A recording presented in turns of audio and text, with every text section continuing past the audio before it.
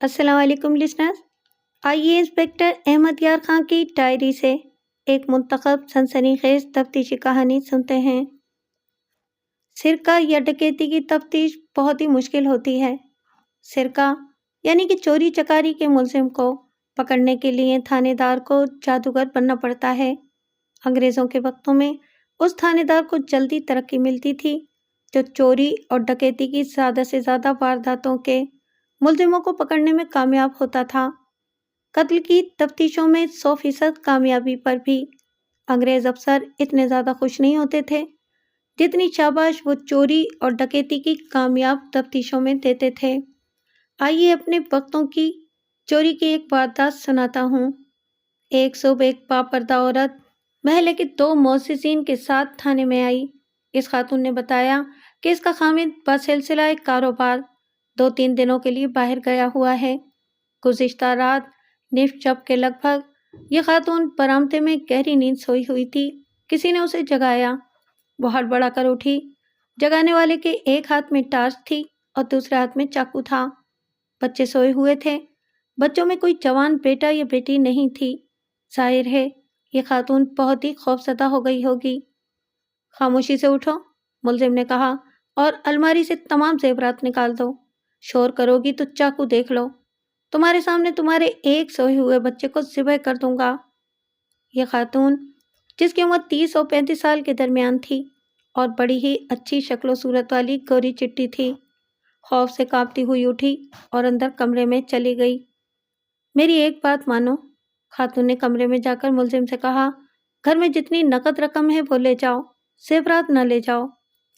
अपनी रकम अपने पास रखो, मुलजिम ने कहा, मैं ज़ेवरात लेने आया हूँ। चलो ये मान लो, खातून ने मुलजिम से कहा, मेरी दोस्ती कबूल कर लो। देखो मैं कितनी खूबसूरत हूँ। जब जी चाहे मेरे घर आ जाया करना और जहाँ भी बुलाओगे मैं पहुँच जाया करूँगी। यहाँ मैं अपनी एक राय देना चाहता हूँ। यह खातून जब मुझे वारदात की तफसील सुना रही थी तो उस वक्त मेरे पास अकेली थी। मैंने उसके साथ आए हुए मुअज़्ज़िज़ीन को बाहर बिठा दिया था। ये औरत वाकई खूबसूरत थी। उसने काला बुर्का ले रखा था, नकाब उठा हुआ था। काले बुर्के में उसका गोरा रंग और ही ज़्यादा पुरकशिश लग रहा था। बहरहाल मैं इसे पर्दानशीन और काबिले एहतराम खातून समझता था। अगर वो मुझे ये बात ना बताती कि उसने अपने ज़ेवरात बचाने के लिए मुलजिम को अपना आप पेश कर दिया था तो इससे कोई फ़र्क नहीं पड़ता था। ये मुझे तफ्तीश में कोई मदद नहीं दे सकते थे। लेकिन इस औरत ने ज़रा सी भी झेप और झिझक के बगैर शर्म हया को नज़रअंदाज करके ये अल्फाज मुंह से निकाले तो मुझे धचका सा लगा। फ़ौरन मेरे जहन में ये बात आई कि ये खातून कोई शरीफ औरत नहीं। ऐसी बात ज़बान पर लाते हुए इसे ज़रा सी भी झिझक होनी चाहिए थी, लेकिन इसने ये अल्फाज बड़ी बेतकल्लुफ़ी से कह डाले। मुलजिम ने उसकी ये पेशकश भी ठुकरा दी और कहा कि वो सिर्फ ज़ेवरात लेने आया है। मेरे बच्चों पर रहम करो मेरे भाई, खातून ने मिन्नत समाजत की। ये ज़ेवरात मेरे खामिद और मेरे बाप की उम्र भर की कमाई है। तुमने मुझे भाई कहा है, मुलजिम ने कहा, मैं तुम्हें अपनी बड़ी बहन कहता हूँ और इसके साथ ही ये भी कहता हूँ कि ये ज़ेवरात न तुम्हारे बाप की कमाई है न तुम्हारे खामिद की। ये सब खुद ही निकाल कर मेरे हवाले कर दो, वरना मैं भूल जाऊंगा कि मैंने तुम्हें अपनी बड़ी बहन कहा है। मुलजिम ने चाकू की नोक उसकी बाएं कान के नीचे गर्दन के साथ लगा दी और कहा, वो अलमारी के ताले की चाबियां नहीं देगी तो वो ताला तोड़कर माल ले जाएगा। फिर वो इस खातून का पेट चाक करके इस घर से निकलेगा। खातून मजबूर हो गई। उसने चाबियों का गुच्छा निकाला और मुलजिम के हवाले कर दिया। मुलजिम ने इसे कहा कि अलमारी की चाबी निकालो और ताला खोलो। खातून ने ताला खोलकर अलमारी खोल दी। टीन का बना हुआ तकरीबन 1 फीट लंबा और 9-10 इंच चौड़ा और तकरीबन 6 इंच ऊंचा सूटकेस की किस्म का एक डब्बा अलमारी में रखा हुआ था। इस पर बड़े ही खुशनुमा रंगारंग बेलबूटे पेंट किए हुए थे। उसे भी छोटा सा ताला लगा हुआ था। खातून ने ये डब्बा अपने हाथों उठाकर मुलजिम के हवाले कर दिया। मुलजिम के कहने पर उसने ये डब्बा खोला। अलमारी के साथ पलंग बिछा हुआ था। मुलजिम ने ज़ेवरात का डब्बा पलंग पर रखा और डब्बे में हाथ डाला। वो शायद ज़ेवरात देखना चाहता था। इसके एक हाथ में टार्च थी और दूसरे हाथ में चाकू था। डब्बे में हाथ डालने से पहले उसने चाकू पलंग पर रख दिया। रखा भी उस तरफ जिस तरफ औरत खड़ी थी। औरत ने बड़ी फुर्ती से चाकू उठा लिया और मुलजिम को मारने लगी, लेकिन मुलजिम ज्यादा तेज निकला। उसने इस औरत की इस हाथ की कलाई पकड़ ली जिसमें चाकू था। खातून जवान थी, उसने पूरी कोशिश की कि चाकू हाथ से न छोड़े। कुछ देर कशमकश जारी रही। यह आखिर औरत थी और मुलजिम मर्द था और जवान भी था। खातून ने मुझे बताया कि उसका हाथ इस तरह टेढ़ा हो गया कि चाकू की नोक मुलजिम की कलाई पर लगी और वहां थोड़ा सा जख्म हो गया। मुलजिम ने चाकू छीन लिया और खातून का दुपट्टा फाड़कर अपनी कलाई पर बांध लिया, क्योंकि वहां से खून निकलना शुरू हो गया था। मुलजिम ने दूसरा काम ये किया कि खातून का दुपट्टा लेकर उसके हाथ दुपट्टे से पीछे करके बांध दिए। दुपट्टा खासा लंबा था। मुलजिम ने दुपट्टे का दूसरा सिरा खातून के मुंह पर इस तरह बांधा कि आगे से दुपट्टा उसके मुंह के अंदर चला गया था। उसने खातून के सर के पीछे दुपट्टे को गांठ दे दी। मुलजिम ने डब्बा बंद किया और कमरे से निकल गया। उसने खातून के पाँव नहीं बांधे थे। मुलजिम बाहर निकला तो खातून आहिस्ता आहिस्ता चलती हुई बाहर निकली। मुलजिम ने डेवड़ी का अंदर वाला दरवाजा खोला और चला गया। खातून ने पीठ पीछे बंधे हुए हाथों पर जोर दिया तो इत्तेफाक से उसका एक हाथ आजाद हो गया। उसने दूसरा हाथ भी खोल लिया और मुंह से भी दुपट्टा खोल दिया। फिर उसने शोर मचाया और महल्ले के लोग आ गए। उस जमाने में कस्बों में सरकारी पहरे का इंतजाम होता था। इस महल्ला का चौकीदार भी पहुंच गया। माल जो चोरी हुआ वो सिर्फ जेवरात थे, जो तमाम के तमाम सोने के थे। खातून की रिपोर्ट खत्म हो गई। मैंने दोनों मुअज्जिज़ीन को अंदर बुला लिया और उन्हें बताया कि मैंने सारी बात सुन ली है और अब मुझे ज़रा गाइड करें। मैंने एक बात ये जहन में महफूज कर ली थी कि मुलजिम ने कहा था कि अलमारी से जेवरात निकाल दो। इसका मतलब ये था कि मुलजिम को मालूम था कि जेवरात अलमारी में रखे हैं। इससे ये जाहिर होता था कि इस वारदात में एक घर भेदी भी था। ये कोई नौकर हो सकता था या नौकरानी। दूसरी बात ये नोट की कि मुलजिम ने खातून से ये कहा था कि तुम मेरी बड़ी बहन हो। खातून की उम्र 30 और 35 के दरमियान थी। इससे ये जाहिर हुआ कि मुलजिम 30 साल से कम उम्र का था। क्या आपने मुलजिम को पहचाना नहीं था? मैंने खातून से पूछा।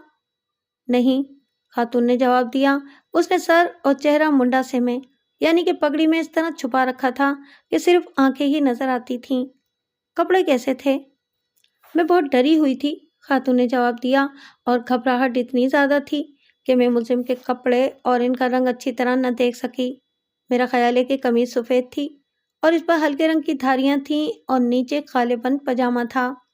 मैं इसलिए भी इसे और इसके कपड़ों को अच्छी तरह न देख सकी कि उसने ज्यादा देर टार्च की रोशनी मेरे मुंह पर रखी थी। टार्च का साइज क्या था? मैंने पूछा। छोटी थी, दरमियाने साइज की थी या लंबे साइज की? आपने छोटी बड़ी टार्चें अक्सर देखी होंगी। मैं बताती हूँ, खातून ने कहा। टार्च बिल्कुल छोटी नहीं थी और बहुत लंबी भी नहीं थी। मैंने बताया है कि टार्च की रोशनी मेरी आंखों में पड़ रही थी, इसलिए मैं कोई चीज अच्छी तरह देख नहीं सकती थी। मैं ये अंदाजा टार्च के शीशे को देखकर कर रही हूँ। शीशा दरमियाने साइज का था और ख़ास बात यह कि टार्च का शीशा टूटा हुआ था और इसका बल्ब साफ नजर आ रहा था।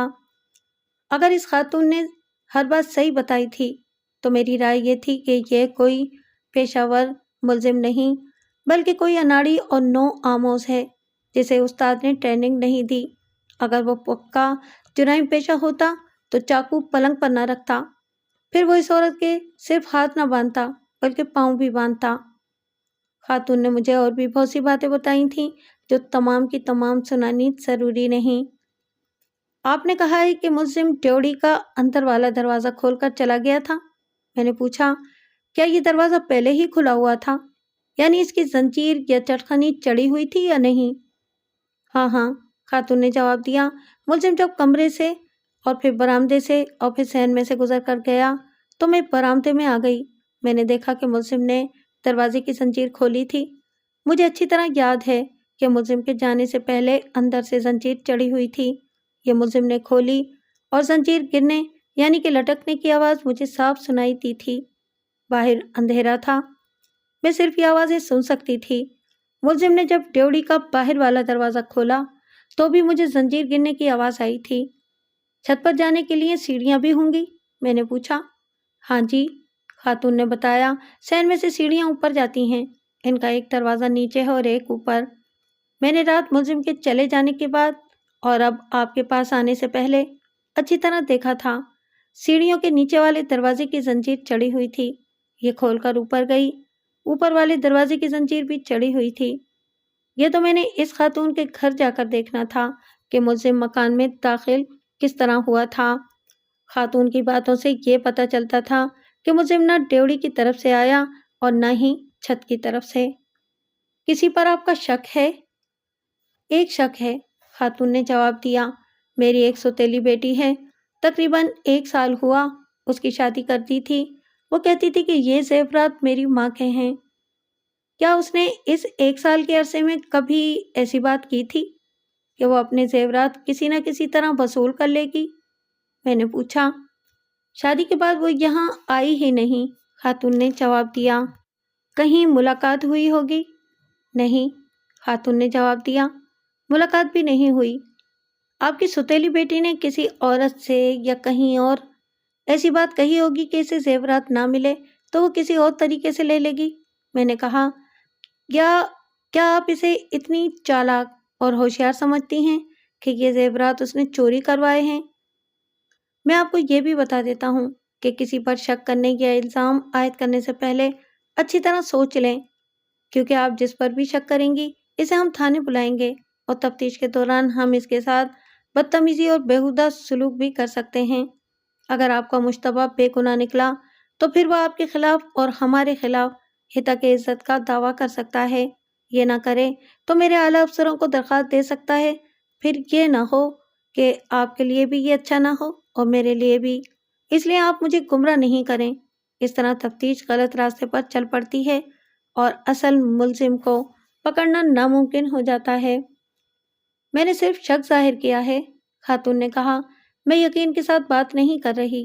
آپ نے پوچھا ہے کہ اس نے کسی عورت سے ایسی بات کی ہوگی یا نہیں؟ اس نے کسی عورت کے ساتھ ایسی بات نہیں کی، نہ مجھ تک کسی اور کی زبانی اس کی ایسی دھمکی پہنچی ہے۔ میں آپ کے اس سوال کا جواب بھی ٹھیک طرح نہیں دے سکتی کہ وہ اتنی چالاک اور ہوشیار ہے کہ نہیں کہ چوری کی واردات کروائے۔ اس گھر میں وہ جتنا عرصہ رہی بالکل چپ چاپ اور سیدھی سادی رہی۔ اس خاتون سے کچھ اور باتیں پوچھیں اور اسے باہر بھیج دیا۔ میرے پاس اس کے محلے کے 2 معززین بیٹھے ہوئے تھے، میں نے ان سے کچھ معلومات لینی تھی۔ اس محترمہ نے اپنی سوتیلی بیٹی پر شک کیا ہے، میں نے کہا۔ میں نے اسے بلا وجہ کسی پر شک کرنے سے ڈرایا ہے، لیکن حقیقت یہ ہے کہ میں اس شک کو نظر انداز نہیں کر سکتا۔ اس کے شک کو پیش نظر رکھنا پڑے گا۔ ہو سکتا ہے کہ اس عورت نے دشمنی کی بنا پر اپنی سوتیلی بیٹی پر شک کیا ہو۔ یہ تو میں جان گیا ہوں کہ سوتیلی بیٹی کے ساتھ اس کے تعلقات اچھے نہیں۔ اس نے خود بتایا ہے کہ جب سے سوتیلی بیٹی کی شادی ہوئی ہے وہ ایک بار بھی ادھر یعنی کہ اپنے گھر نہیں آئی۔ لڑکی کو اپنے باپ سے ملنے کے لیے تو آنا چاہیے تھا۔ آپ مجھے یہ بتائیں کہ یہ لڑکی کیسی ہے اور اس کا باپ کیسا آدمی ہے؟ مجھے پکا شک ہے کہ یہ واردات اس لڑکی نے نہیں کروائی، لیکن تفتیش کرنا اور ہر طرف سے تسلی کر لینا میرا فرض ہے۔ دونوں معززین نے ایک دوسرے کی طرف دیکھا۔ ایک نے دوسرے سے کہا کہ ملک صاحب کو ہر ایک بات بتا دی جائے۔ یہ ایک بڑا قصبہ تھا جو اب ایک شہر بن گیا ہے۔ یہاں کے لوگ مہذب لوگ تھے، اچھے برے کی پہچان رکھتے تھے۔ یہ دونوں معززین جو میرے سامنے بیٹھے ہوئے تھے کبھی کبھی تھانے آتے تھے اور مجھ سے ملتے تھے۔ ان کے آنے کا مقصد تھانے دار سے سلام دعا لینا ہی تھا۔ یہ پولیس کے طور طریقوں سے واقف تھے۔ اس گھر کا بھی عجیب قصہ ہے ملک صاحب، ان میں سے ایک نے کہا۔ جس لڑکی پر اس خاتون نے شک کیا ہے یہ چھوٹی سی تھی تو اس کی ماں مر گئی۔ کچھ عرصے بعد باپ نے دوسری شادی کر لی۔ یہ لڑکی جوانی کی عمر کو پہنچ رہی تھی تو باپ مر گیا۔ تھوڑے عرصے بعد ماں نے دوسری شادی کر لی۔ اس طرح باپ بھی سوتیلا اور ماں بھی سوتیلی ہو گئی۔ یہ ایک مظلوم اور بدقسمت لڑکی ہے۔ سوتیلی ماں نے اس کے ساتھ بہت برا سلوک روا رکھا۔ اس کی حالت نوکرانیوں سے بدتر تھی۔ جب باپ بھی سوتیلا ہو گیا تو باپ نے بھی اس لڑکی کے ساتھ کوئی اچھا سلوک نہ کیا۔ لڑکی پوری طرح جوان ہو گئی تو اس کی یہ سوتیلی ماں مر گئی۔ اس کے سوتیلے باپ نے اس عورت کے ساتھ شادی کر لی۔ اس شادی کو کتنا عرصہ ہو گیا ہے؟ 4 سال ہونے کو ہیں، اس نے جواب دیا۔ یہ خاتون بیوہ ہو گئی تھی۔ حقیقت یہ ہے کہ ہم دونوں ان کے محلے دار ہیں۔ اس لڑکی کے سگے ماں باپ بہت اچھے لوگ تھے۔ لڑکی کی بدقسمتی یہ رہی کہ اس کا کوئی چچا تایا یا ماموں نہیں جو اس کے سر پر ہاتھ رکھ لیتا۔ ہمارے گھروں کی عورتوں نے ہمیں بتایا تھا کہ اس لڑکی کے سگے ماں باپ نے بچپن سے ہی اس کے لیے جہیز بنانا شروع کر دیا تھا۔ وہ عقل مند تھے، انہوں نے زیادہ تر سونے کا زیور بنایا تھا۔ اب دیکھیے کہ یہ اتنی بڑی حویلی جو اس لڑکی کو ملنے چاہیے تھی، اس پر غیروں کا قبضہ ہو گیا۔ زیورات کے متعلق ہم کچھ نہیں کہہ سکتے کہ اس خاتون نے لڑکی کو شادی کے وقت کچھ دیا تھا یا نہیں۔ میں صرف اس حویلی کے حالات اور وہ انقلابات سنا رہا ہوں جو ہماری آنکھوں کے سامنے پیدا ہوئے۔ اس لڑکی کے متعلق آپ کی کیا رائے ہے؟ میں نے پوچھا۔ اور اس کا خاوند کیسا آدمی ہے؟ لڑکی کے متعلق ہم نے کبھی ایسی ویسی بات نہیں سنی، انہوں نے جواب دیا۔ لڑکی ٹھیک ہے ملک صاحب، دوسرے آدمی نے کہا۔ اکثر ایسے ہوتا ہے کہ جن لڑکیوں پر بچپن سے ہی ظلم و ستم شروع ہو جائے اور ان کی ساری زندگی اسی طرح غلاموں اور زر خرید لونڈیوں کی طرح گزرے، ان کے چال چلن ٹھیک نہیں رہتے۔ آپ ماشاءاللہ دانشمند اور جہاں دیدہ ہیں۔ آپ خود سمجھ سکتے ہیں کہ جس مظلومیت اور برے حالات میں یہ لڑکی جوان ہوئی ہے، ایسے حالات ایمان کو بھی قائم نہیں رہنے دیتے۔ اس لڑکی کو آوارہ ہو جانا چاہیے تھا، لیکن اسے ایسی چپ لگ گئی کہ کوئی بلاتا تھا تو بولتی تھی، ورنہ گھر کے کام دھندوں میں ہی لگی رہتی تھی۔ میری بیوی تو اس لڑکی کی بہت ہی تعریفیں کرتی ہے، اس کا ساتھی بولا۔ میری بیوی کہتی ہے کہ اس نے اس لڑکی کو نماز پڑھتے بھی دیکھا ہے اور اس کے چہرے پر ایک اداسی کا ہی تاثر رہتا ہے۔ میں نہیں مانتا کہ اس لڑکی نے چوری کروائی ہو۔ یہ تو میں بھی نہیں مانتا، میں نے کہا۔ اگر اس لڑکی نے چوری کروانی ہوتی تو 1 سال انتظار نہ کرتی۔ اس کا خاوند کیسا آدمی ہے؟ اچھا آدمی ہے، ان میں سے ایک نے کہا۔ 4 بھائی ہیں۔ اس شخص نے شادی کی اور اپنے ماں باپ سے الگ ہو گیا۔ کاروباری آدمی ہے، امبالہ کی ایک پرائیویٹ کمپنی کا کمیشن ایجنٹ اور ٹورنگ سیلز مین ہے۔ اس کے ماں باپ یہاں اس کی شادی نہیں کرنا چاہتے تھے۔ وجہ یہ بتاتے تھے کہ لڑکی نے اچھے ماحول میں پرورش نہیں پائی اور اس میں گھٹن زیادہ ہے، لیکن لڑکا اتنا اچھا ہے کہ وہ کہتا تھا کہ میں اس لڑکی کو ظلم و تشدد سے نجات دلانا چاہتا ہوں۔ حالانکہ جوانی کی عمر میں ہے، لیکن بڑی عمر کے آدمیوں کی طرح ہر کسی کے دکھ سکھ میں شریک ہوتا ہے اور رکھ رکھاؤ والا آدمی ہے۔ اب اس خاتون کے متعلق کچھ بتائیں، میں نے کہا۔ ان دونوں معززین نے پھر ایک دوسرے کی طرف دیکھا۔ مجھے آج تک یاد ہے کہ ان میں سے ایک کے ہونٹوں پر مسکراہٹ آ گئی اور دوسرا سنجیدہ ہو گیا۔ انہوں نے اشاروں میں طے کر لیا کہ یہ بات بھی بتا دی جائے۔ ٹھیک عورت نہیں ملک صاحب، ان میں سے ایک نے کہا۔ اس کا خاوند بڑا ہی سیدھا آدمی ہے۔ یہ ذرا شوقین مزاج تھی۔ خاوند نے چھوٹی چھوٹی داڑھی رکھی ہوئی تھی اور زاہد اور پارسا تھا۔ اس عورت نے ایک آدمی کے ساتھ در پردہ تعلق پیدا کر رکھا تھا۔ اب اسے جو خاوند ملا ہے وہ اس سے 14-15 سال بڑا ہے۔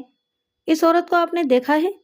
34-35 سال عمر ہو گئی ہے، لیکن 24-25 سال کی لگتی ہے۔ اس کے خاوند کا کاروبار ایسا ہے کہ مہینے میں 2-3 دن باہر رہتا ہے۔ آج کل بھی وہ اپنے دورے پر نکلا ہوا ہے۔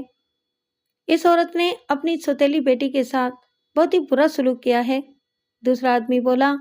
یہ دراصل نہیں چاہتی تھی کہ اس کی موجودگی میں کوئی جوان لڑکی اس گھر میں رہے۔ اس لڑکی کو کوئی قبول نہیں کر رہا تھا، ورنہ یہ 4 سال پہلے ہی اس حویلی میں آتے ہی اس لڑکی کو چلتا کرتی۔ میں نے اپنے ذہن میں ایک واضح نقشہ بنا لیا۔ ان دونوں اشخاص کی باتوں سے مجھے یہ شک بھی ہونے لگا تھا کہ اس عورت نے خود ہی زیورات اڑا کر اپنے ماں باپ کے گھر پہنچا دیے ہوں اور ڈرامہ یہ کھیلا ہو جو اس نے مجھے سنایا تھا۔ اس ڈرامے میں اس کے آشنا کا بھی ہاتھ ہو سکتا تھا۔ ابھی تو میں نے اس مکان کو دیکھنا تھا۔ میں نے اس عورت کو بلایا اور اسے کہا کہ مجھے زیورات کی تفصیل لکھوا دے۔ محرر ہیڈ کانسٹیبل کو بلا کر اس کے پاس بٹھا دیا۔ جب ضروری کاغذی کارروائی مکمل ہو گئی تو میں ان لوگوں کے ساتھ واردات والا مکان دیکھنے کے لیے چل پڑا۔ میں ان کے محلے میں داخل ہوا۔ وہ ایک خاصی کشادہ گلی تھی۔ واردات والا مکان گلی کے کونے پر تھا۔ 4 مکان ایک دوسرے سے ملحق تھے۔ ان کی چھتیں ملی ہوئی تھیں۔ 2 مکانوں پر فصیل تھی جو آسانی سے پھلانگی جا سکتی تھی۔ اس عورت کا مکان سب سے آخر میں تھا۔ اور یہ خاصا کشادہ مکان تھا جسے حویلی کہا جاتا تھا۔ میں نے باہر سے دیکھا، حویلی کی ساخت ایسی تھی کہ دیوار پھاند کر اندر جانا ناممکن تھا۔ ممکن اس صورت میں تھا کہ دروازہ کھلا ملتا۔ میں اندر گیا، ڈیوڑی کا بیرونی اور پھر اندرونی دروازہ دیکھا۔ ان کی زنجیریں ایسی تھیں کہ باہر سے کھل نہیں سکتی تھیں، باریک سی تار بھی دونوں کواڑوں کے درمیان سے اندر نہیں جا سکتی تھی۔ اندر جا کر برآمدے میں وہ جگہ دیکھی جہاں یہ عورت سوئی ہوئی تھی، پھر اندر جا کر وہ الماری دیکھی جہاں سے زیورات کا ڈبہ نکالا گیا تھا۔ باہر آ کر سیڑھیوں کا دروازہ دیکھا، اس کی کنڈی بھی مضبوط تھی۔ اوپر والا دروازہ دیکھا، اس کی کنڈی بھی باہر سے نہیں کھولی جا سکتی تھی۔ اس مکان کی 3 چھتیں تھیں۔ میں نے اپنے ساتھ کسی محلے دار کو چھتوں پر نہ آنے دیا، کیونکہ میرا شک یہ تھا کہ ملزم چھتوں کے ذریعے آیا ہوگا۔ اس حویلی کا صحن خاصا کشادہ تھا۔ صحن کے تقریباً وسط میں نیم کا ایک پرانا پیڑ تھا۔ اس حویلی کے صحن میں نیم کا جو یہ پیڑ تھا وہ بہت ہی پرانا تھا۔ اس کا ایک خاصا موٹا ٹہن ایک طرف منڈیر پر جا کر چھت تک چلا گیا تھا۔ میری عقل نے کام کیا، خیال آیا کہ ملزم اس ٹہن سے نیچے گیا تھا۔ میں ٹہن تک گیا تو 2 قدم دور ہی رک گیا۔ چھت کی لپائی پرانی ہو گئی تھی، اس لیے اس پر دھول آ گئی تھی۔ ٹہن کے قریب چھت پر صاف نشان تھے کہ یہاں کوئی کھڑا رہا ہے اور بھی یہاں سے ٹہن پر چڑھا ہے۔ کھرا واضح نہیں تھا۔ میرے ساتھ ایک کانسٹیبل تھا، اسے دوڑایا کہ کھوجی کو ساتھ لے آئے۔ میں نے ٹہن کا نظری جائزہ لیا۔ ٹہن اتنا مضبوط تھا جو ایک نہیں بلکہ 2 آدمیوں کا بوجھ آسانی سے سہار سکتا تھا۔ یہ ٹہن آگے جا کر جہاں درخت سے ملتا تھا وہاں یہ گول نہیں بلکہ چپٹا اور پرچ یا پلیٹ کی طرح درمیان سے ذرا گہرا ہو گیا تھا۔ چھت سے مجھے نظر آیا کہ وہاں کوئی چیز چمک رہی ہے۔ میرے ساتھ ایک ہیڈ کانسٹیبل بھی آیا تھا۔ اسے کہا کہ وہ نیچے جا کر اپنے جوتے اتارے اور تنے کی طرف سے درخت پر چڑھے اور دیکھے کہ وہ کیا چیز چمک رہی ہے۔ ہیڈ کانسٹیبل نیچے گیا، درخت پر چڑھا اور میری بتائی ہوئی جگہ تک پہنچا۔ وہیں سے اس نے بتایا کہ شیشے کے 3-4 ٹکڑے ہیں۔ مجھے فوراً یاد آیا کہ اس عورت نے کہا تھا کہ ملزم کے ہاتھ میں جو ٹارچ تھی اس کا شیشہ ٹوٹا ہوا تھا۔ میرے دل نے کہا کہ ٹارچ کا شیشہ یہیں ٹوٹا تھا۔ اس وقت میں تصور میں لایا کہ شیشہ کس طرح ٹوٹا ہوگا۔ ملزم ٹارچ ہاتھ میں لیے اس ٹہن پر بیٹھ کر سرکتا ہوا آگے بڑھتا گیا۔ اس وقت ٹارچ یقیناً بجھی ہوئی ہوگی اور اس نے ہاتھ میں اس طرح پکڑی ہوئی ہوگی کہ شیشہ آگے کی طرف ہوگا۔ شیشہ سامنے والے عمودی ٹہن یا تنے سے جا لگا اور ٹوٹ گیا اور اس کے ٹکڑے وہیں رہ گئے جہاں ٹہن کی گولائی ختم ہو گئی تھی۔ وہاں سے نیچے جانا ایک نوجوان آدمی کے لیے کوئی مشکل نہیں تھا۔ مجھے یقین ہو گیا کہ ملزم ادھر سے ہی اترا ہے۔ وہاں سے میں ہٹا اور چھت کو کھوجیوں کی طرح جھک کر دیکھتے ہوئے فصیل تک چلا گیا جو ساتھ والے مکان کی مشترکہ فصیل تھی۔ چونکہ 1 مہینے سے زیادہ عرصے سے بارش نہیں برسی تھی اس لیے فصیل کے اوپر گرد پڑی ہوئی تھی۔ ایک جگہ سے صاف پتہ چلتا تھا کہ کوئی آدمی اس فصیل کے اوپر سے ادھر آیا یا ادھر گیا ہے۔ میں فصیل کے اوپر سے ساتھ والی چھت پر چلا گیا۔ اس چھت کی لپائی بھی پرانی تھی، کوئی کھرا واضح تو نہیں تھا لیکن صاف پتہ چلتا تھا کہ یہاں سے کوئی گزرا ہے۔ اس چھت کے آخر میں پھر فصیل تھی، اس کے اوپر بھی کسی کے گزرنے کے نشان بڑے صاف تھے۔ میں نے چاروں مکانوں کی چھتیں دیکھ لیں، یہ یقین ہو گیا کہ ملزم چھتوں کے راستے سے آیا ہے۔ اس وقت ذہن میں یہی ایک شبہ آتا تھا کہ ملزم کا تعلق اس حویلی کے ساتھ ملے ہوئے 3 مکانوں میں سے کسی ایک کے ساتھ ہے۔ میں نے حویلی کا پچھواڑا بھی دیکھا، ادھر سے کسی کے آنے کا امکان نہیں تھا۔ کچھ دیر بعد کھوجی دوڑا آیا۔ میں نے اسے بتایا کہ میں نے کیا کچھ دیکھ لیا ہے اور وہ اب اپنی نظر سے دیکھے۔ میں نیچے آ گیا، نمبردار، ذیلدار اور چوکیدار بھی آ گئے تھے۔ میں اسی مکان کی بیٹھک میں بیٹھ گیا۔ پہلے نمبردار کو بلایا اور اس سے پوچھا کہ یہ ساتھ والے جو 3 گھر ہیں کیا ان میں کوئی ایسا آدمی ہے جس نے یہ واردات کی ہو؟ کون کسی کی قسم کھا سکتا ہے حضور؟ نمبردار نے جواب دیا، ساتھ والے 2 گھروں میں کوئی ایسا جوان لڑکا ہے ہی نہیں جو ایسی سنگین واردات کرے۔ تیسرا گھر بھی ایسا ہی ہے، وہاں ایک جوان لڑکا ہے جس کی عمر 17-18 سال ہے، لیکن میں یقین کے ساتھ کہتا ہوں کہ وہ اس قسم کا لڑکا نہیں۔ ویسے بھی یہ تینوں گھر بڑے ہی شریف قسم کے لوگوں کے ہیں۔ نمبردار سے بھی میں نے وہی باتیں پوچھی جو میں نے اس خاتون کے ساتھ تھانے جانے والے 2 معززین سے پوچھی تھیں۔ نمبردار نے تقریباً وہی جواب دیے جو انہوں نے دیے تھے۔ اس نے بھی اس لڑکی کو مظلوم اور شریف کہا اور جس کے ہاں چوری ہوئی تھی اس کے اخلاق اور چال چلن کو اچھا نہ کہا۔ جناب ملک صاحب، نمبردار نے کہا، خامد زیادہ عمر کا ہے اور عورت جوان ہے۔ وہ خامد کو جس طرح نچائے وہ اسی طرح ناچتا ہے۔ آخری فیصلہ تو آپ نہیں دینا ہے۔ میری عقل یہ کہتی ہے کہ سیڑھیوں کے دروازے بند رہے، ڈیوڑی کے اندر والا اور باہر والا دروازہ بھی بند رہا، اور چور اندر جا کر زیورات کا ڈبہ اٹھا لایا۔ چور اندر گیا کس طرح؟ میں نے محلے کے 4 معززین کو اکیلے اکیلے بلا کر یہی باتیں پوچھیں۔ سب کے جواب ایک ہی جیسے تھے۔ اتنے میں کھوجی آ گیا۔ اس نے بتایا کہ ملزم ننگے پاؤں آیا تھا اور وہ چوتھے گھر کی چھت سے ادھر آیا تھا۔ کھوجی نے یہ تصدیق بھی کی کہ ملزم نیم کے درخت سے ہی اترا تھا۔ میں اسی وقت اٹھا اور چوتھے مکان کو دیکھنے کے لیے چلا گیا۔ اس مکان کے ایک طرف جہاں ایک دیوار ختم ہوتی تھی، تھوڑی تھوڑی اینٹیں باہر کو نکلی ہوئی تھیں۔ ان اینٹوں کے ذریعے اس مکان پر چڑھا جا سکتا تھا۔ میں نے اس گھر کے افراد کے متعلق نمبردار کے علاوہ دوسرے معززین سے بھی پوچھا۔ سب نے یقین کے ساتھ کہا تھا کہ اس گھر پر شک کیا ہی نہیں جا سکتا۔ یہ ضروری نہیں ہوتا کہ 3-4 آدمیوں نے کہہ دیا کہ فلاں شخص شریف ہے یا بدچلن ہے تو شریف پر شبہ نہ کیا جائے اور بدچلن کو دھر لیا جائے۔ میں نے پوچھا کہ اس گھر پر شک کیوں نہیں کیا جا سکتا؟ ایک باپ ہے جو مسلم ہائی اسکول میں فارسی پڑھاتا ہے، مجھے بتایا گیا۔ شریف اور مرا مٹا ہوا سا آدمی ہے۔ اس کے بچے چھوٹے ہیں۔ ایک لڑکا بڑا ہے جس کی عمر 16-17 سال ہے۔ ابھی ابھی اس نے 10ویں پاس کی ہے۔ چپ چاپ سا لڑکا ہے۔ باپ اسے آگے پڑھانا چاہتا تھا۔ لڑکا ذہین اور محنتی ہے۔ میں نے موقع واردات کی تفتیش کو یہیں تک رہنے دیا اور تھانے چلا گیا۔ مجھے اس کے سوا کوئی سراغ نہیں ملا تھا کہ چور 3 مکانوں کی چھتوں سے گزرتا نیم کے درخت کے ذریعے واردات والے گھر میں اترا تھا۔ عموماً SHO اس قسم کے کیس اپنے جونیئر سب انسپکٹر یا ASI کو دے دیا کرتے تھے، لیکن میں اس واردات کو کچھ پیچیدہ سمجھ رہا تھا، اس لیے اس کی تفتیش خود ہی کرنے کا فیصلہ کر لیا تھا۔ میں نے مخبروں کو بلوایا اور انہیں کہا کہ اس واردات کے متعلق رپورٹ دیں۔ مخبروں کو معلوم تھا کہ رپورٹ کا مطلب کیا ہوتا ہے۔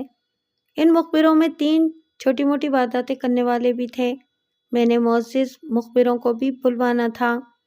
اکثر اوقات تو یہ بن بلائے بھی آ جایا کرتے تھے۔ جب کوئی واردات ہوتی تو یہ معززین نمبر بنانے کے لیے اکیلے اکیلے تھانے آ جایا کرتے اور اپنی اپنی رپورٹیں دیا کرتے تھے۔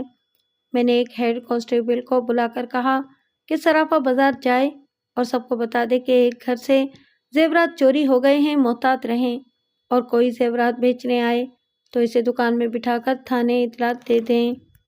اس زمانے میں سنار زیورات خریدنے سے گھبراتے تھے۔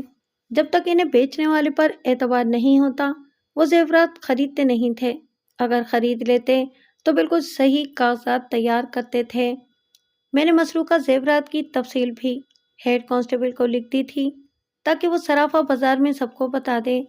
وہ دن گزر گیا اور رات بھی گزر گئی۔ اگلے دن مخبر رپورٹیں لانے لگے۔ سب وہی باتیں سناتے تھے جو مجھے پہلے ہی اس محلے کے معززین اور نمبردار وغیرہ سے معلوم ہو چکی تھیں۔ مجھے ایک بات بتاؤ، میں نے یہ سوال ہر ایک سے کہا، اس سوتیلی بیٹی کے متعلق کیا رائے ہے جس پر اس خاتون نے شک کا اظہار کیا ہے؟ تقریباً سب نے اسے شریف اور مظلوم لڑکی کہا۔ اس کا نام نصرت بتایا گیا۔ ایک مخبر نے فالتو بات یہ بتائی کہ چوتھے گھر کا لڑکا یعنی کہ مسلم ہائی اسکول میں فارسی پڑھانے والے ماسٹر کا بیٹا نصرت کے گھر جاتا ہے، اور یہ بھی بتایا گیا ہے کہ نصرت کا خامند اس لڑکے کو اپنا دوست سمجھتا ہے۔ ان تمام مخبروں نے چوری والے گھر کی خاتون کو اچھی عورت نہ کہا، وہ تو صاف کہتے تھے کہ بوڑھے خامند کو دھوکہ دے رہی ہے۔ ایک مخبر نے یہاں تک کہا کہ حیرت والی بات نہیں ہوگی اگر اس عورت نے خود ہی زیورات ادھر ادھر کر دیے ہوں۔ دن کے پچھلے پہر اس عورت کا خامند آ گیا۔ وہ خاصا پریشان تھا، جو اسے ہونا بھی چاہیے تھا۔ وہ ایک ہی رونا رو رہا تھا کہ اس کا بیڑا ہی غرق ہو گیا ہے۔ میں اسے بہت کچھ کہنا چاہتا تھا۔ یہ اس کے گھر کے معاملات تھے جن کے ساتھ میرا کوئی تعلق نہیں ہونا چاہیے تھا۔ عمر کے لحاظ سے اتنا بوڑھا آدمی تو نہیں تھا۔ مجھے ایک بات بتائیں، میں نے کہا، یہ سوال آپ کو اچھا تو نہیں لگے گا اور شاید آپ اس کا صحیح جواب بھی نہ دینا چاہیں، لیکن میری مجبوری یہ ہے کہ میں نے چور کو پکڑنا ہے، جو میری ڈیوٹی ہے، اور آپ کا فائدہ بھی اسی میں ہے کہ مجھے ہر بات 100% صحیح بتائیں، ورنہ آپ کا گیا ہوا مال واپس نہیں آئے گا۔ اس نے کہا کہ اس سے انتہائی گھٹیا بات پوچھی جائے گی تو وہ بلا جھجک پوری بات بتائے گا۔ کیا آپ کو اپنی بیوی پر کلی اعتماد ہے؟ میں نے پوچھا۔ وہ گہری سوچ میں چلا گیا اور میں اسے دیکھتا رہا۔ میں پورے یقین کے ساتھ کچھ نہیں کہہ سکتا، اس نے کہا، اور میں یہ بھی نہیں کہہ سکتا ہوں کہ یہ عورت اچھی قسم کی گھریلو عورتوں جیسی ہے، خاصی چالاک اور ہوشیار ہے، اور میرے ساتھ اس کا رویہ بہت ہی اچھا ہے۔ آپ نے یہ بات کس شک کی بنا پر پوچھی ہے؟ میں آپ کے ساتھ صاف بات کرتا ہوں، میں نے کہا، اگر میں یہ کہوں کہ زیورات آپ کی بیوی نے خود ہی غائب کر دیے ہیں تو آپ کیا کہیں گے؟ میں آپ کو یہ یقین دلاتا ہوں کہ میں آپ کو ٹالنا اور ٹرکانا نہیں چاہتا۔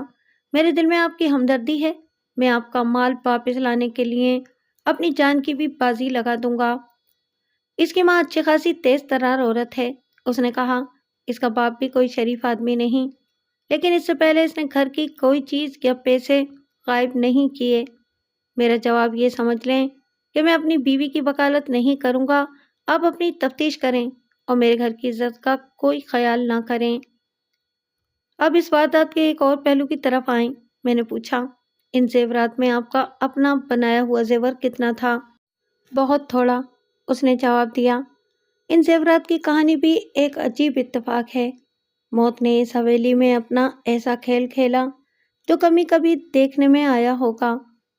میرے کہنے پر اس نے موت کا یہ کھیل پوری تفصیل سے سنا دیا، اور یہ وہی کہانی تھی میں جو دوسروں کی زبانی سن چکا تھا۔ پھر اس کا مطلب یہ ہوا، میں نے کہا، کہ یہ زیورات آپ کے نہیں تھے اور نہ ہی یہ حویلی آپ کی ہے۔ بات تو یہی بنتی ہے، اس نے کہا۔ آپ معزز اور پڑھے لکھے آدمی ہیں، میں نے کہا۔ آپ نے ایک لڑکی کا حق مارا ہوا ہے۔ میں یہ ساری باتیں پہلے سن چکا ہوں۔ کیا آپ نے کبھی بھی نہیں سوچا کہ ایک مظلوم اور یتیم لڑکی کا حق آپ نے مار رکھا ہے؟ مجھے یہ بھی معلوم ہوا ہے کہ آپ کی بیوی نے نصرت کے ساتھ بہت برا سلوک روا رکھا تھا۔ کیا آپ کو معلوم ہے کہ اس یتیم لڑکی نے آپ کی بیوی سے اپنی ماں اور اپنے زیورات کا مطالبہ کیا تھا؟ جی ہاں، اس نے فوراً ہی جواب دیا۔ مجھ سے نہیں بلکہ میری بیوی سے اس نے اپنے زیورات مانگے تھے۔ آپ کی بیوی نے زیورات دینے سے انکار کر دیا تھا، میں نے کہا۔ ظاہر ہے کہ آپ بھی اس انکار میں شامل تھے۔ نہیں، اس نے جواب دیا۔ مجھے تقریباً 1 سال بعد پتہ چلا تھا کہ نصرت نے میری بیوی سے زیور مانگے تھے اور میری بیوی نے انکار کر دیا تھا۔ پھر آپ یہ زیورات اس لڑکی کو دے دیتے، میں نے کہا۔ اس شخص نے کوئی جواب نہ دیا اور وہ کچھ بے چین سا ہو گیا۔ میں نے اپنا سوال دہرایا تو پھر اس نے اپنا جھکا ہوا سر اٹھایا۔ آپ نہیں جانتے صاحب، اس نے مایوسی کے لہجے میں کہا۔ اگر میں زیورات اپنی مرضی سے لڑکی کو دے دیتا تو میری بیوی میری جان کو آ جاتی، گھر میں چین اور سکون نہ رہنے دیتی۔ میں سمجھ گیا کہ یہ شخص اپنی بیوی کے ہاتھوں مجبور ہے۔ مجھے اس سے کوئی دلچسپی نہیں تھی کہ زیورات اس لڑکی کے تھے اور اسے کیوں نہ دیے گئے۔ میں تو چوری کی تفتیش کر رہا تھا۔ البتہ ایک شک میرے ذہن میں تھا، میں یہ شک صاف کرنا چاہتا تھا۔ کیا آپ نے یہ سوچا ہے کہ یہ چوری اس لڑکی نے کروائی ہوگی؟ میں نے پوچھا۔ میں آپ سے یہی بات کرنا چاہتا تھا، اس نے کہا۔ مجھے یہ شک ہے، کیا آپ کو اس لڑکی کی طرف سے یا اس کے خاوند کی طرف سے کبھی ایسی دھمکی ملی تھی؟ میں نے پوچھا۔ بہت پہلے کی بات ہے، اس نے کہا۔ اس لڑکی کے خاوند نے مجھے کہا تھا کہ میں اس کی بیوی کے زیورات دے دوں۔ میں نے اسے کہا تھا کہ دے دوں گا۔ کیا پھر کبھی نصرت کے خاوند نے آپ سے یہ مطالبہ نہیں کیا تھا؟ میں نے پوچھا۔ نہیں، اس نے جواب دیا۔ پھر یہ شک آپ کو کیوں ہوا ہے؟ میری ایک بات پر غور کریں، اس نے کہا۔ میں نے اور میری بیوی نے یہ ذہن سے نکال دیا تھا کہ اب یہ لڑکی زیورات کا مطالبہ کرے گی، کیونکہ 1 سال گزر گیا ہے اب میں اپنے کاروباری دورے سے واپس آیا تو پتہ چلا کہ زیورات چوری ہو گئے ہیں۔ محلے کے کچھ آدمی اظہار ہمدردی اور اظہار افسوس کے لیے میرے پاس آئے تو ان سے معلوم ہوا کہ چور چھت کی طرف سے آیا تھا اور اس کے آنے کے نشانات میری حویلی کے ساتھ والے 3 گھروں کی چھتوں پر صاف نظر آتے تھے۔ میں نے تینوں گھروں کے افراد پر نظر ڈالی تو ساتھ والے 2 گھروں پر مجھے ذرا سا بھی شک نہ ہوا، کیونکہ وہاں کوئی ایک بھی ایسا آدمی نہیں جس نے یہ واردات کی ہو۔ آخری گھر پر مجھے ایک شک ہوا اور یہ شک ماسٹر کے بیٹے پر ہے۔ محلے کے تمام معززین نے تو کچھ اور ہی رائے دی ہے۔ میں نے کہا، سب کہتے ہیں کہ وہ گھرانہ بھی شریف اور مرا مرا سا ہے اور یہ لڑکا بالکل چپ چاپ اور بڑے صحیح کردار والا ہے۔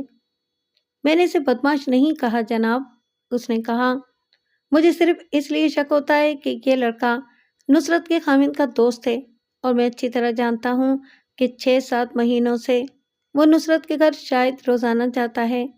مجھے یہ بھی معلوم ہوا ہے کہ وہ نصرت کے خاوند کی غیر حاضری میں بھی وہاں جاتا ہے۔ یہ میں بھی جانتا ہوں کہ اور ان کے محلے میں رہنے والے 2 آدمیوں نے بھی مجھے بتایا ہے۔ شک کی ایک وجہ یہ بھی ہے کہ چور چھتوں سے آیا تھا۔ میں نے بہت سوچا ہے اور میں اس نتیجے پر پہنچا ہوں کہ چور وہی لڑکا ہے۔ اس شک کو تو میں نے رخصت کر دیا، لیکن میرے ذہن میں یہ لڑکا اٹک گیا۔ چوری والے گھر کی خاتون تھانے رپورٹ دینے آئی تھی تو اس نے کچھ ایسی باتیں کہی تھیں جن پر میں نے زیادہ توجہ نہیں دی تھی۔ میں نے ایک کانسٹیبل کو اس خاتون کے خاوند کے پیچھے دوڑایا۔ وہ ابھی ابھی تھانے سے نکلا تھا۔ میں نے کانسٹیبل کو اس شخص کے لیے یہ پیغام دیا کہ اسے کہے کہ اپنی بیوی کو ساتھ لے آئے۔ کچھ دیر بعد وہ اپنی بیوی کو لے کر آ گیا۔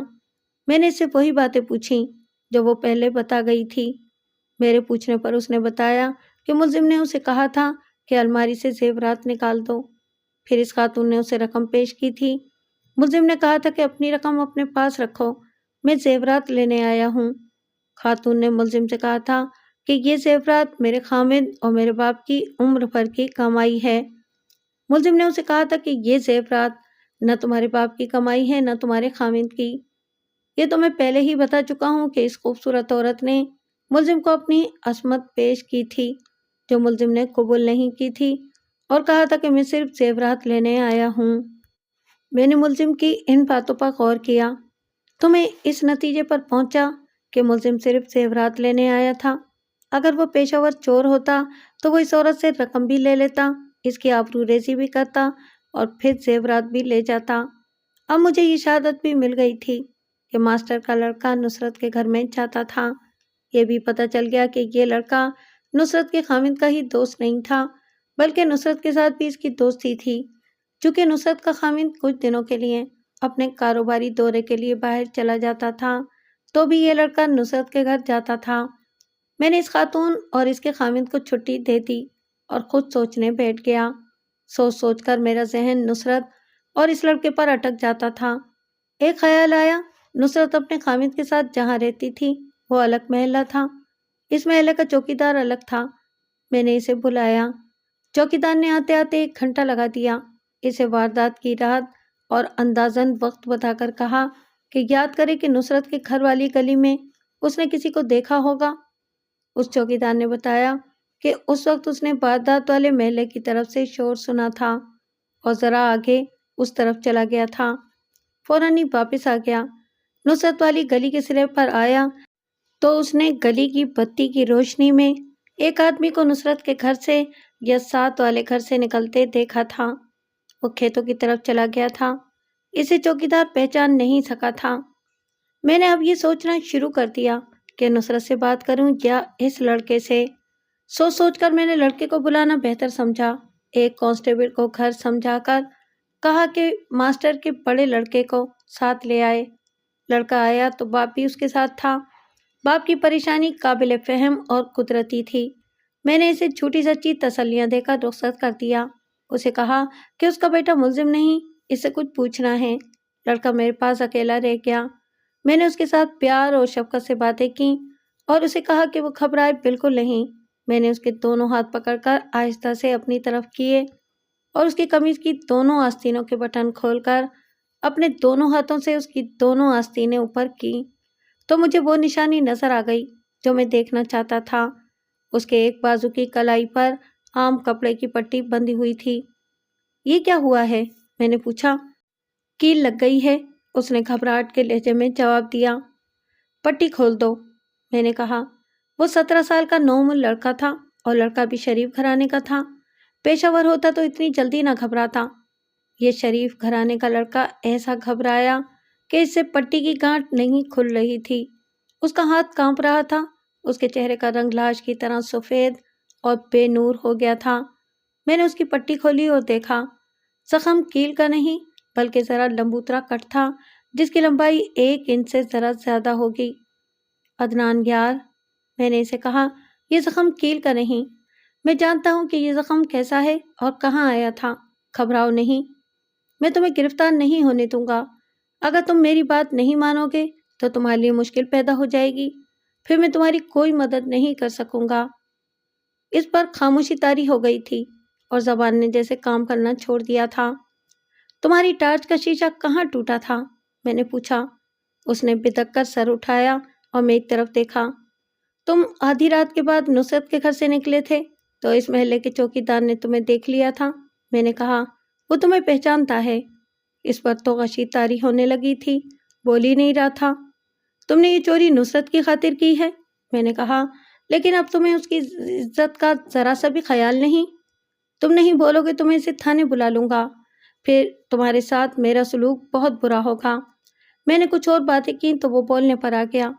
وہ جب بولا تو میں نے محسوس کیا کہ لڑکا جذباتی ہے اور ذہین بھی۔ یہاں مجھے چاقو لگا تھا، اس نے کہا۔ آپ نصرت باجی کا ذکر نہ کریں، میں اس کے لیے اور اس کے خامند جاوید بھائی جان کے لیے اس سے بھی بڑی قربانی دے سکتا ہوں۔ جاوید بھائی جان کو معلوم نہیں کہ میں نے باجی کا سارا زیور ان حرام خوروں کے گھر سے لا کر اسے دے دیا ہے۔ جاوید بھائی جان باہر گئے ہوئے ہیں۔ کیا تم سے یہ واردات نصرت نے کروائی ہے؟ میں نے پوچھا۔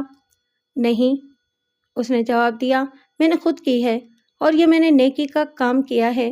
جس کا حق مارا گیا تھا اس کا حق دلا دیا ہے۔ آپ اسے چوری کہیں، میں خدا کے آگے شرمسار نہیں۔ شاباش، یقین کریں کہ میرے منہ سے بے اختیار داد نکلی۔ آپ کو تو اتنا سا ہی بیان چاہیے نا کہ یہ چوری میں نے کی ہے، اس نے کہا۔ لیکن اس دنیا میں کوئی ایسا قانون نہیں جو اصل چوروں کو پکڑے۔ ایسی کئی اور باتیں تھیں جو اس نے کی اور کچھ باتیں میں نے کی۔ میری تفتیش ختم ہو گئی تھی۔ میرا ملزم میرے سامنے بیٹھا تھا۔ اب اس کی باتیں سننے میں کوئی حرج نہیں تھا، بلکہ اس نے میرے لیے دلچسپی پیدا کر دی تھی کہ اس کی پوری بات سنوں۔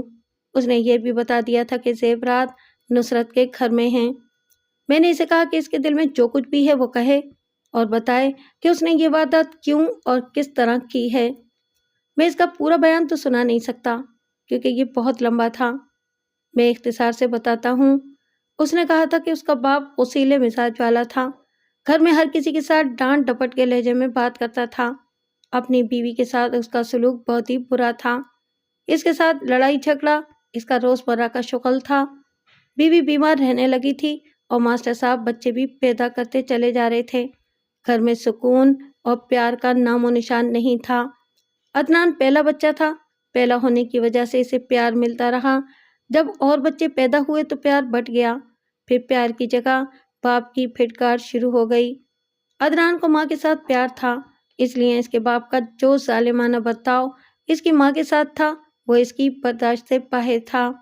یہ خیال رکھیں کہ عدنان نے اپنے بیان میں اپنا نفسیاتی تجزیہ پیش نہیں کیا تھا۔ وہ نفسیات کے عمل اور رد عمل سے بھی ناواقف تھا۔ وہ تو اپنے گھر کے حالات اور ماحول کو سنا رہا تھا جس میں اس نے اپنی عمر کے 17 سال گزارے تھے۔ میں اس کی نفسیاتی محرومیوں اور خامیوں کو سمجھ رہا تھا۔ وہ پیار کا پیاسا تھا اور پیار کی خاطر ہر قربانی دینے کو تیار تھا۔ نصرت کے خامند جاوید کی اس نے بہت تعریف کی۔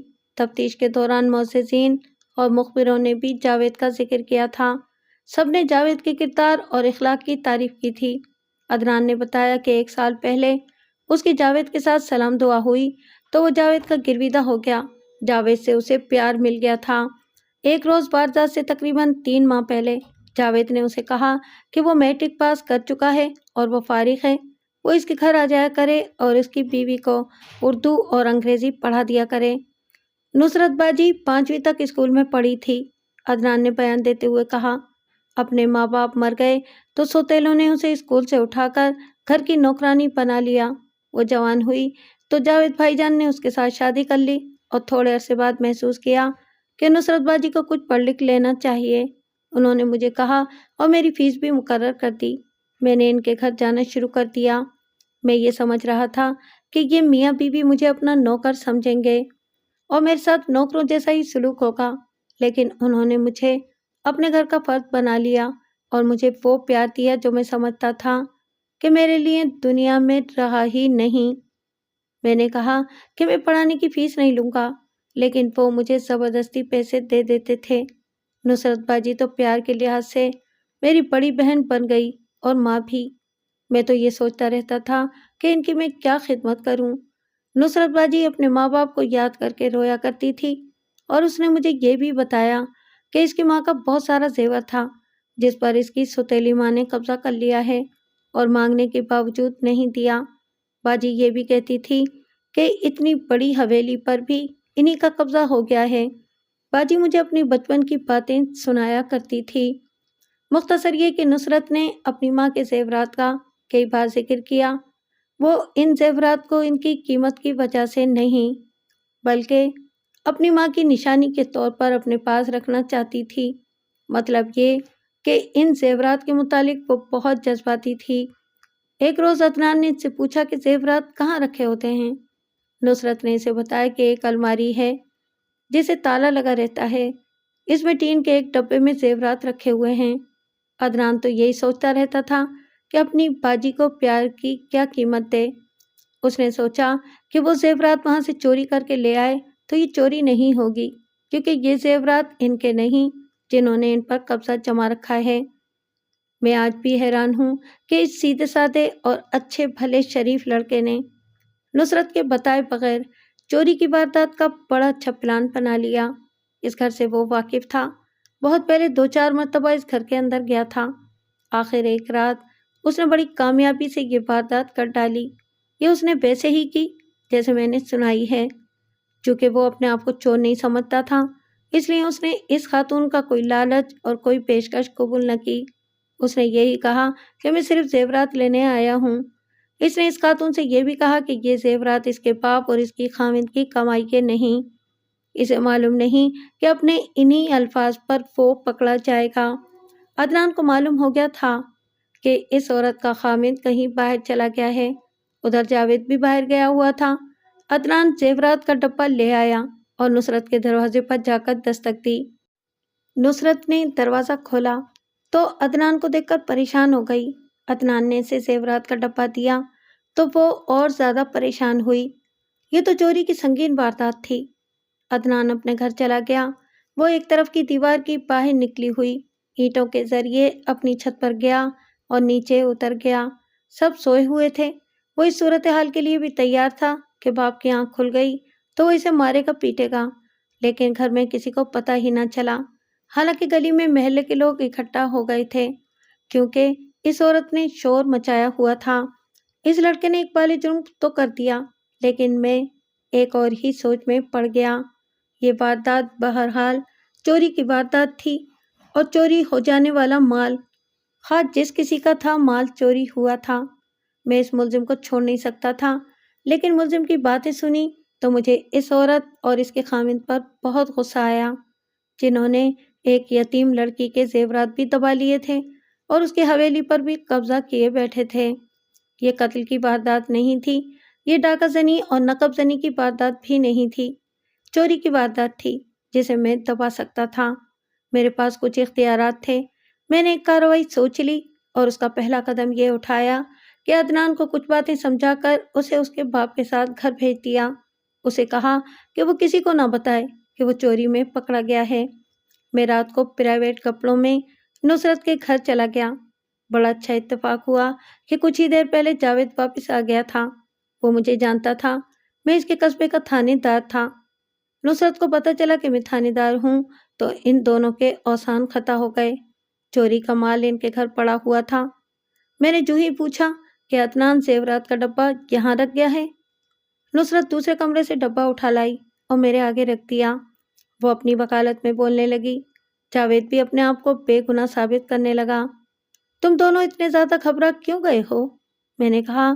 تھانے دار چوری کا مال برآمد کرنے کے لیے اس طرح تو نہیں آیا کرتے جس طرح میں بغیر وردی آیا ہوں۔ میں تمہارے پاس چوری چھپے آیا ہوں۔ عدنان مجھے سارا قصہ سنا چکا ہے۔ میں نے نصرت سے پوچھا، کیا سارے زیورات تمہارے ہیں؟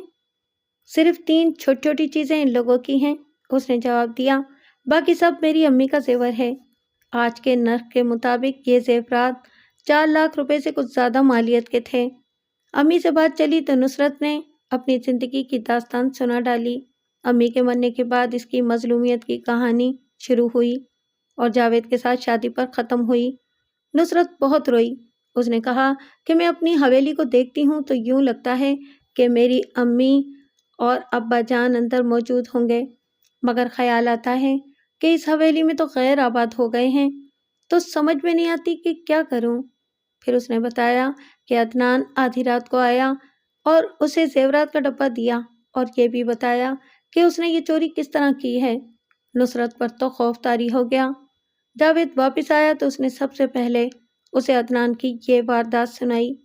جاوید کو میں نے دیکھا، حقیقت پسند اور عقل مند تھا۔ اس نے نصرت سے کہا کہ وہ تھانے جائے گا اور مجھے بتائے گا کہ زیورات اس کے گھر ہیں، لیکن وہ یہ بھی نہیں چاہتا تھا کہ عدنان گرفتار ہو جائے۔ میں نے عدنان کے بیان کی تصدیق کرنی تھی جو میں نے کر لی۔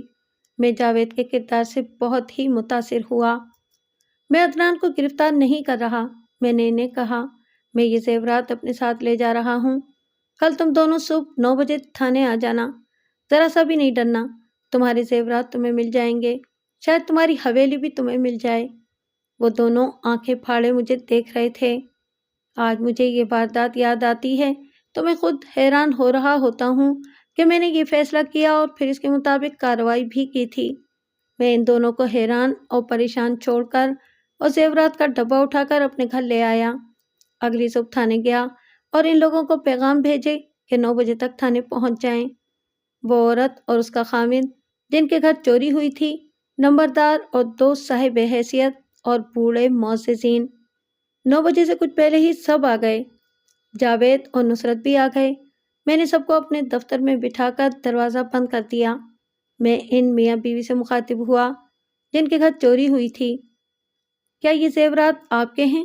میں نے پوچھا، اور ساتھ ہی کہا، آپ معزز انسان ہیں، میں توقع رکھوں گا کہ آپ جھوٹ نہیں بولیں گے، اور میں یہ بھی جانتا ہوں کہ آپ ایک یتیم لڑکی کی حویلی پر قابض ہیں۔ آپ نے اس یتیم لڑکی کی شادی اس طرح کی تھی جیسے اسے گھر سے نکالا تھا اور اس کے زیورات پر بھی قبضہ کر لیا۔ اب میرے سوال کا جواب دیں۔ یہ شخص اپنی بیوی سے اتنا دبا ہوا تھا کہ اس کے منہ کی طرف دیکھنے لگا۔ بیوی پر خاموشی طاری تھی۔ مجھے ان دونوں پر بہت ہی غصہ تھا۔ محترمہ، میں نے اس کی بیوی سے کہا، اپنے اس خامد کو اجازت دے دو کہ یہ سچ بات بتا دے، کیوں اسے ذلیل و خوار کرتی ہو؟ تم ہی بتا دو کہ یہ زیورات تمہارے ہیں۔ نہیں جی، اس عورت نے دبی آواز میں کہا، ان میں 2-3 چیزیں میری ہیں، باقی سب نصرت کی ہیں۔ میں نے ڈبہ کھول کر میز پر الٹا دیا اور اسے کہا کہ اپنی چیزیں اٹھا لے۔ اس نے زیورات میں سے اپنی 3 چیزیں الگ کر لیں۔ مجھے یہ یاد ہے کہ ایک تو جھمکوں کی جوڑی تھی اور ایک انگوٹھی تھی۔ تیسری چیز مجھے یاد نہیں، وہ بھی کوئی چھوٹی سی چیز تھی۔ میں نے نصرت کی طرف دیکھا، وہ سمجھ گئی کہ میں اس سے تصدیق چاہتا ہوں۔ اس نے سر کے اشارے سے بتایا کہ یہ چیزیں اس عورت کی ہیں۔ پھر میں سب سے مخاطب ہوا۔ میرا زیادہ تر مخاطب دونوں معززین تھے اور نمبردار۔ آپ میرے بزرگ ہیں، میں نے کہا، اور نصرت کی طرف اشارہ کر کے میں یوں بولا، اس لڑکی کے گھر کے حالات آپ جانتے ہوں گے؟ ہاں جناب، ایک بزرگ نے کہا، یہ بچی تو ہمارے ہاتھوں میں جنی اور پلی ہے، اس کا باپ بڑا ہی نیک اور معزز انسان تھا۔ پھر مجھے زیادہ لمبی چوڑی بات کرنے کی ضرورت ہی نہیں، میں نے کہا، اس لڑکی کے ساتھ سوتیلوں نے جو سلوک کیا وہ آپ بھی جانتے ہیں۔ سب نے تائید میں سر ہلائے۔ میں نے کہا، اللہ نے اس کی سنی اور جاوید نے اس کے ساتھ شادی کر لی، لیکن اس کا حق ان صاحب نے اور ان کی اس بیگم صاحبہ نے دبا لیا۔ میں آپ کو نہیں بتانا چاہتا کہ یہ زیورات کس طرح چوری ہوئے اور کس نے کیے۔ میرا کام یہیں پر ختم ہو گیا تھا کہ میں نے چور کو پکڑ لیا اور مال برآمد کر لیا۔ اب چور کو عدالت میں پیش کرنا تھا، لیکن یہ سوچو کہ ہم سب مسلمان ہیں اور ہم ہندوؤں سکھوں میں رہتے ہیں۔ میں نہیں چاہتا کہ غیر مسلم قوموں میں ہماری بے عزتی ہو۔ یہ قتل یا ڈاکے کی واردات نہیں، معمولی سی چوری کا کیس ہے جسے میں دبا سکتا ہوں۔ کیس کو دبانے کی ایک وجہ یہ بھی ہے کہ یہ مال کسی اور کا ہے اور یہ حق اس کو ملنا چاہیے۔ میرے پاس ایسے اختیارات ہیں کہ میں راضی نامہ کرا کے اس کیس کو یہیں پر ختم کر دوں۔ ہاں جناب، ایک بزرگ بولے، یہ جس کا مال ہے اسی کو ملنا چاہیے۔ دوسرے بزرگ اور نمبردار نے بھی میری پرزور تائید کی۔ کیوں جناب؟ میں نے اس خاتون کے خامن سے پوچھا۔ آپ کا کیا خیال ہے؟ اگر آپ یہ سمجھتے ہیں کہ میں آپ کی حق تلفی کر رہا ہوں تو مجھے بتا دیں۔ ملزم میرے ہاتھ میں ہیں، میں اسے گرفتار کر کے باقاعدہ مقدمہ چلاؤں گا اور اسے سزا بھی دلاؤں گا، لیکن یہ سوچ لیں کہ کورٹ میں آپ کو اچھی خاصی ذلت کا سامنا کرنا پڑے گا۔ نہیں جناب، اس نے میری بات پوری ہونے سے پہلے ہی کہہ دیا، میں یہ زیورات نصرت بیٹی کے حوالے کرتا ہوں، یہ مال میرا نہیں۔ بات یہیں پر ختم نہیں ہوتی، میں نے کہا، آپ کے ہاں کس چیز کی کمی نہیں، آپ کا اپنا مکان ہے۔ اب آپ جس حویلی میں رہتے ہیں وہ اس یتیم لڑکی کی ہے۔ میں آپ کو مخلصانہ مشورہ دیتا ہوں کہ اس حویلی کی رجسٹری اس لڑکی کے نام کر دیں، کیونکہ یہ اس کے باپ دادا کی جائیداد ہے اور یہ اس کی ملکیت ہے۔ یہ بات میں اس لیے کہہ رہا ہوں کہ میں اس علاقے کا تھانے دار ہوں۔ علاقے میں امن و امان قائم رکھنے کی ذمہ داری مجھ پر عائد ہوتی ہے۔ آپ ان زیورات پر ایک واردات ہوئی ہے تو کل اس حویلی پر آپ یا آپ کی بیگم صاحبہ قتل بھی ہو سکتے ہیں۔ ویسے بھی نصرت مقدمہ کر کے آپ سے حویلی لے سکتی ہے، لیکن بہتر یہ ہوگا کہ آپ خود ہی حویلی اسے دے دیں۔ دونوں بزرگوں نے اور نمبردار نے بھی میری تائید کی۔ میں محسوس کر رہا تھا کہ میں اپنے اختیارات سے کچھ تجاوز کر رہا ہوں، لیکن اس وقت ایک مظلوم لڑکی کو دیکھ کر اور پھر عدنان کے جذبہ ایثار کو دیکھ کر مجھ پر کچھ اور ہی کیفیت طاری ہو گئی تھی۔ میں نے اس عورت کے خامند کی طرف سے ایک تحریر لکھی جس کا لب لباب یہ تھا کہ وہ چوری کی رپورٹ واپس لینا چاہتا ہے، کیونکہ یہ رپورٹ ایک غلط فہمی کی بنا پر تھی۔ اس پر اس کی اور اس کی بیوی کے دستخط کروائے، دونوں مؤسسین اور نمبردار کے بھی دستخط بطور گواہان کروا لیے اور زیورات نصرت کے حوالے کر دیے۔ اس تحریر میں کوئی ایسا ذکر نہیں کیا کہ یہ زیورات نصرت کے تھے یا کسی اور کے۔ اس کیس کو میں نے یہیں پر ختم کر دیا اور میں پھر اس شخص پر زور دینے لگا کہ وہ حویلی نصرت کے نام کرتے اور وہ تمام سامان اور فرنیچر وغیرہ جو حویلی میں پہلے رکھا تھا وہ حویلی میں رہنے دے۔ اس نے پرزور وعدہ کیا کہ وہ ایسا ہی کرے گا۔ ان سب کو میں نے رخصت کر دیا۔ تقریباً 1 مہینے بعد جاوید تھانے میں میرے پاس آیا اور اس نے بتایا کہ نصرت کو حویلی کی رجسٹری مل گئی ہے اور وہ دونوں حویلی میں شفٹ ہو گئے ہیں۔ ملک صاحب، جاوید نے کہا، میں تو سمجھتا ہوں کہ خداوند تعالیٰ نے مجھے ایک نیکی کا اجر دیا ہے۔ نصرت کا رشتہ کوئی گھر قبول نہیں کر رہا تھا، حالانکہ آپ نے دیکھا ہے کہ یہ کتنی اچھی شکل و صورت کی لڑکی ہے۔ لڑکوں والے کہتے تھے کہ سوتیلیوں نے اسے گھر کی نوکرانی بنا کر رکھا ہوا ہے اور اس کی عقل ماری گئی ہے۔ جب اس کی یہ سوتیلی ماں آئی تو لڑکے والوں نے ادھر سے بالکل ہی منہ پھیر لیا اور لڑکی کو اس طرح بدنام کر دیا کہ یہ سوتیلی ماں جس طرح خود بد چلن ہے، اسی طرح اس نے سوتیلی بیٹی کو بھی بنا دینا ہے۔ مجھے پتہ چلا تو خدا کی قسم صرف نیکی کے جذبے سے اور اس لڑکی کی مظلومیت کو دیکھ کر میں نے اپنے والدین کو ناراض کیا اور نصرت کے ساتھ شادی کر لی۔ میں تو کہتا ہوں کہ نصرت بجائے خود میرے لیے اللہ کا بہت بڑا انعام ہے، اور میرے گھر والوں نے تو مجھے نافرمانی پر گھر سے ہی نکال دیا تھا، لیکن خداوند تعالیٰ نے مجھے اتنی بڑی حویلی دے دی۔ مجھے معلوم نہیں کہ میں نے نیکی کی تھی یا کیا کیا تھا۔